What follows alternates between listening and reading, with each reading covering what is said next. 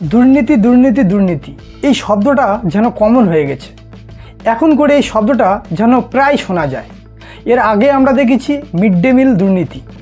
এখন কেন্দ্রের তরফ থেকে রাজ্য সরকারকে চিঠি পাঠানো হয়েছে যে মিড ডে মিলের দুর্নীতি হচ্ছে এবং 30শে জুনের মধ্যে এর একটা রিপোর্ট দিতে হবে কেন্দ্রকে।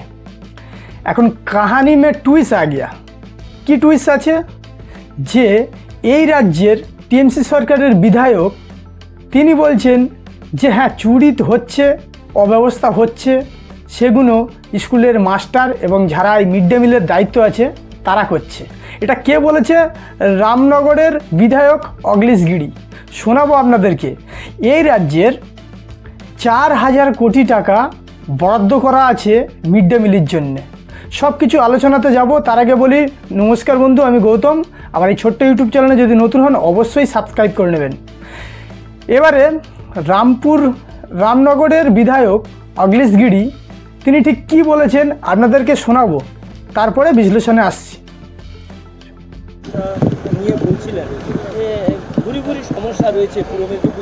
ভুরি ভুরি সমস্যার কথা বলিনি, যে কিছু কিছু স্কুল ইন্সপেকশন করার পরে বোঝা যাচ্ছে যে সেই স্কুলের প্রচুর চাল জমা হয়ে আছে।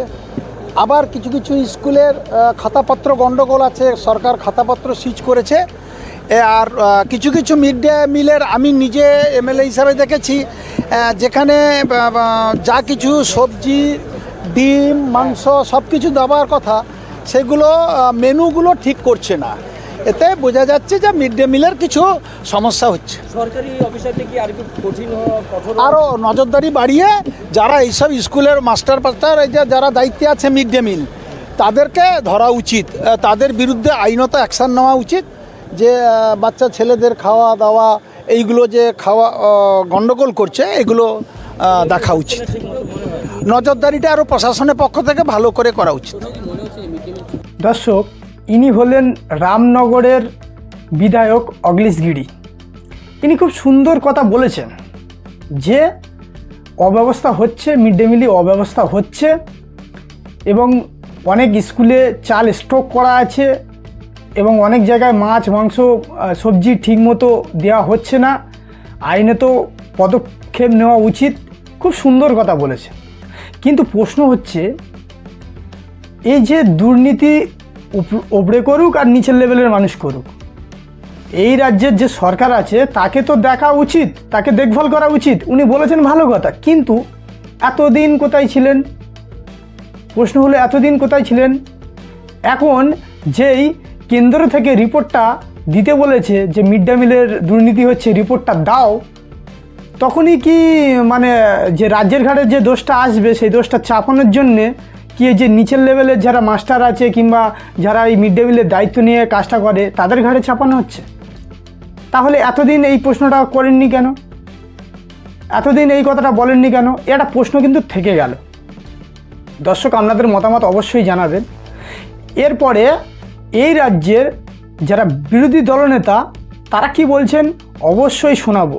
শুনুন, তারপরে আসছি। মিড ডে মিলে থেকে যারা খাচ্ছে না, মিড ডে মিল খাচ্ছে না, এক কথা যদি বলি 4000 কোটি টাকার ব্যালেন্স আছে হচ্ছে মিড ডে মিলের অ্যাকাউন্টে। কেন্দ্র সরকার যে টাকা পাঠিয়েছে সেই টাকা খরচই করে, সেই টাকা কোথায় যাচ্ছে, কি হচ্ছে, আমরা তো কিছুই বুঝতে পারছি না। রাষ্ট্রমন্ত্রী ডক্টর সুকান্ত মজুমদার দৃষ্টি আকর্ষণ করেছি এবং ক্যাবিনেট মিনিস্টার ধর্মেন্দ্র প্রধানকেও আমি ওই কাগজের কাটিং সহ আমার একটা নোট পাঠিয়েছি। চাল চুরি করছে মমতা ব্যানার্জির লোকরা, মিড ডে মিলে চাল চুরি করছে। 100% দেখিয়ে চাল নিচ্ছে আর 50% চাল ফোটানো হচ্ছে।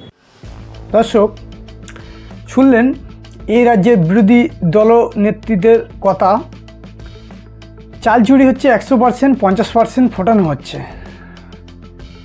ওনারা সাফ সাফ বলেছেন যে দুর্নীতি হচ্ছে এবং এই রাজ্য সরকারই করছে।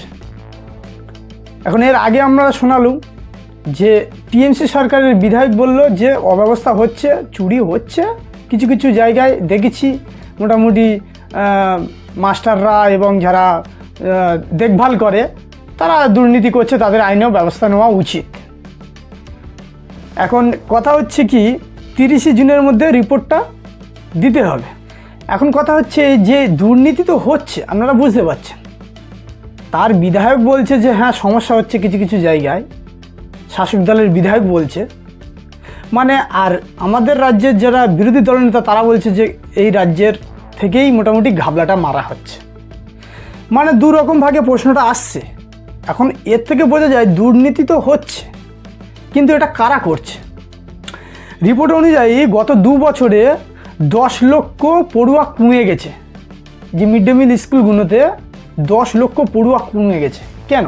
এই প্রশ্ন তো অবশ্যই থাকে যে সরকারি স্কুলগুলোতে কি শিক্ষা পরিষেবা কিংবা মিড ডে মিল পরিষেবা ঠিকমতো ভালোভাবে পাচ্ছে না?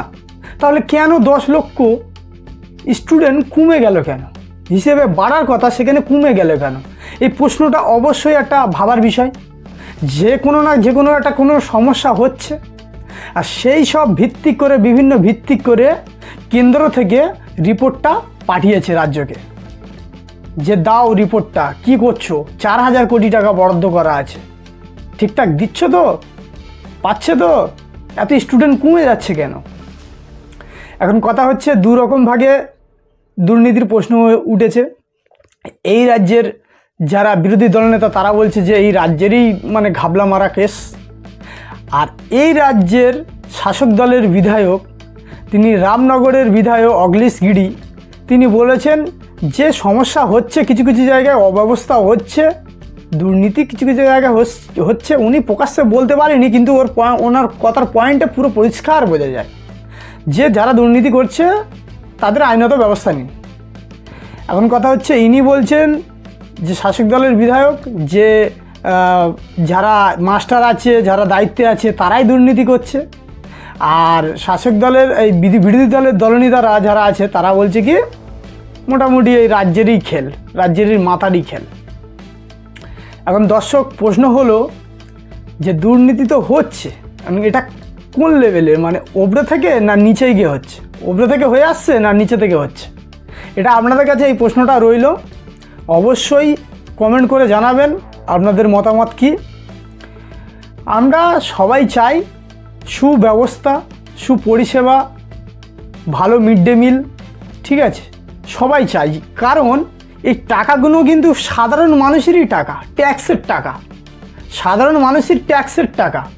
আর এই টাকা দিয়ে আমাদের সাধারণ মানুষের যারা বাচ্চারা আছে তারা এই যে মিড ডে মিল স্কুলে পরিষেবাটা নেয়, তাহলে এখানে কথা হচ্ছে কোনো রকম দুর্নীতি কেউ যেন এই বিষয়ে যেন বরদাস্ত না করে, কারণ দুর্নীতি জিনিসটাই খারাপ, এটা আমরা সবাই জানি। এখন আদৌ কি দুর্নীতি হচ্ছে না হচ্ছে না, এই দুটো বিষয়কে আপনারা বিবেক বিবেচনা করে অবশ্যই বলবেন, কমেন্ট করে জানাবেন। আপনারা অনেক সুস্থ থাকবেন, ভালো থাকবেন। আজকেকার প্রতিবেদনটা ছোট করে এই পর্যন্ত থাকলো। নমস্কার।